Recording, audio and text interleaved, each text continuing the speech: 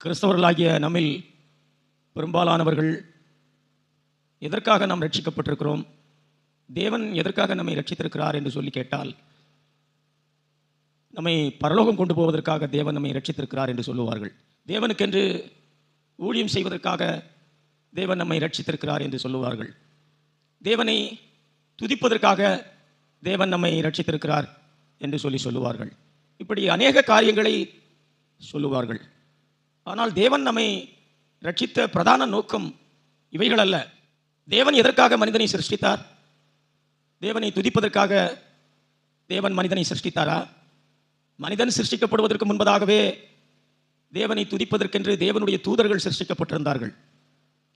தேவன் மனிதனை சிருஷ்டித்தது ஊழியம் செய்வதற்காகவா? மனிதனை காட்டிலும் பல மடங்கு தேவதூதர்கள் வேலைகளை செய்திட முடியும். ஆகவே தேவன் மனிதனை சிருஷ்டித்த பிரதான காரியம் தேவனை துதிப்பதற்காகவோ தேவனுக்கு ஊழியம் செய்வதற்காகவோ இவைகள் அல்ல.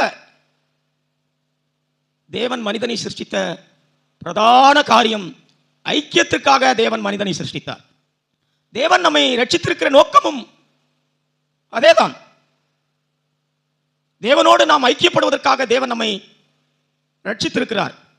தேவனோடு நாம் ஐக்கியப்படாமல் தேவனுக்கென்று அநேக காரியங்களை நாம் செய்தாலும் அவைகளெல்லாம் செத்துப்போன கிரியைகளாகவே அது இருந்திட முடியும்.